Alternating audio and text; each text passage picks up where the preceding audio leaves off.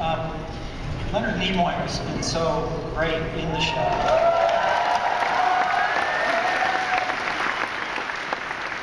And I wondered if his announcement that he was retiring, did it leave you kind of hamstrung with the problem? Had you wanted to use Bell a lot more going on?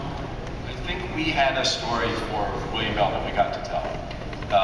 Leonard has now retired twice. He's our Brett Favre.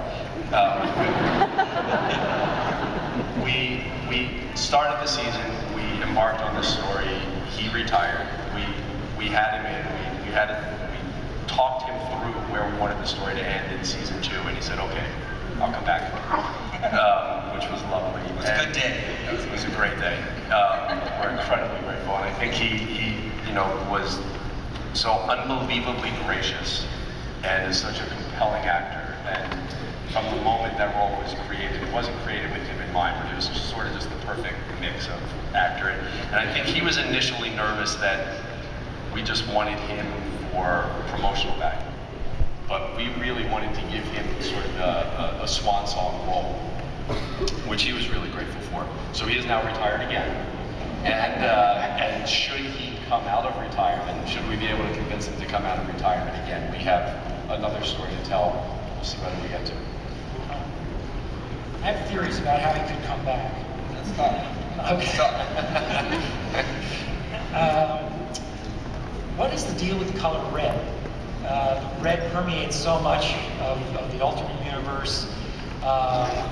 Did a Fringe comic book with DC. I'm wondering if there's any chance for a limited edition of Red Arrow, Red Lantern.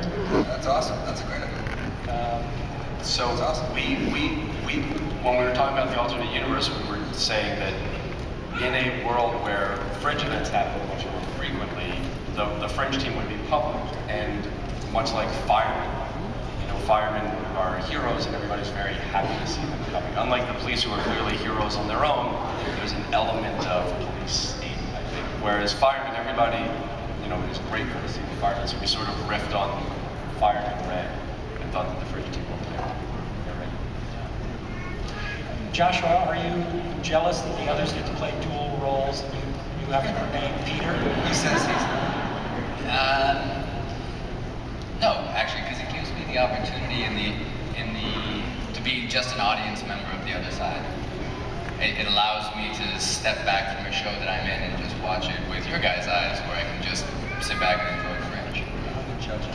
Yeah, exactly, and judge it harshly. You know what this is missing? Peter.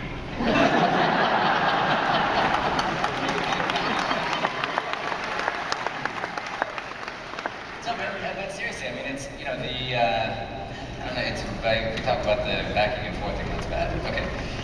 So without talking about the bad stuff, there are opportunities for me this year to go back to simply being a sci-fi fan with this show, to appreciate it without having to judge my own work in it. Yeah, every actor is, this actor is pathological. When you watch, you only see the bad stuff, and you nitpick, and you do it. But when you're not in it, you can actually appreciate your cast of characters. So no, it's great for me to be able to step back. It seems like Peter almost went back to the way he was at the beginning of the series, feeling that betrayal. He became that sort of doesn't give a damn, hitting the road. Before the end of the show. Yeah. I think that's certainly true. I think when he first found out that he'd been, that he allowed himself to open up and be loved and love the people around him, only to find himself betrayed on the most fundamental level. I think, like a lot of us do, when put in an impossible situation, he reverted back to form before all this, and his form was burn all the bridges on the way out of town and you're gone. But I think at the end of the season, when he makes that choice to come back, and the last thing that he has is with his father, who, sometimes blood isn't thicker than water. He comes back to this man and makes the hardest choice he's had to make in his life, and says to him, I can't quite say the words yet, but you saved my life twice, and that has to count for something. And sometimes when you're forced to make a decision in a snap, you make the most honest decision because there's no rational thought involved in it. It's just a pure emotional response, and his emotional response was to come home. So I think think that was it.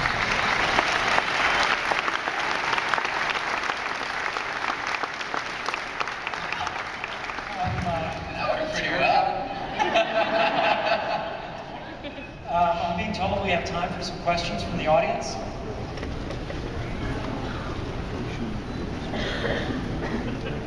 Hi there. I have to say you guys are all fantastic. My question for you guys is, being so fantastic, how do you guys manage to keep it all going when you're shooting out a sequence? I mean, the intensity, and just everything. How do you do it? What are your techniques? I think that the most important technique is to start every sentence with being so fantastic. I think I'm going to. So wait, we have a question for you now. You Yeah. get to ask us questions, we have to ask you questions. If you get it But right, She's already... She's taking her way down. if you get it right. So Anna, do you have a question for our guest? Not Anna. All right, But- John, do you have a question for our guest? And you win a lovely Fringe t-shirt should you get it right. Yeah, very, very limited.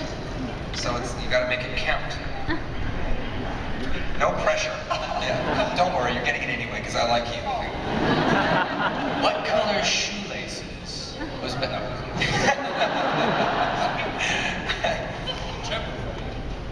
Say something. So now, What was the picture on the cover of the alternate universe ZFT book? Ooh, that's a really good one. Does anybody know? No, I said. My question. On the back. Sorry. On the back.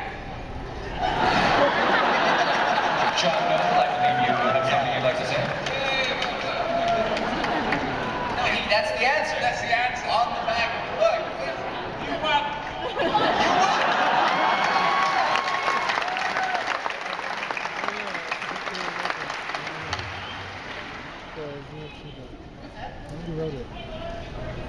Okay, say it again. It's ultimate.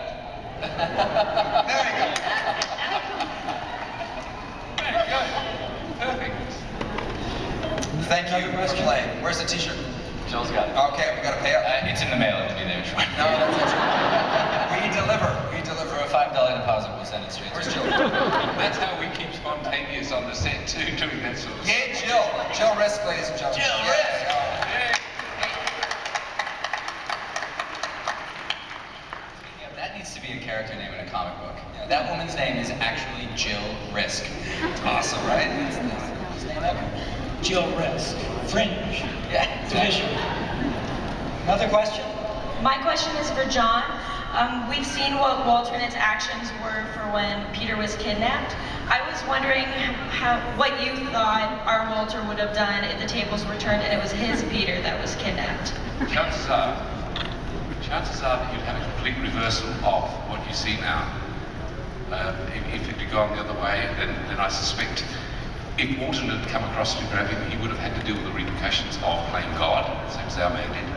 So I think we would have seen the swing go the other way, and simply a mirror of the two universes, because the same destruction would happen on the other side. So it's a wonderful question, but it also sort of enhances that idea of chance. Would it be like that mirror going the other way? Thank you for asking. Never thought of it before.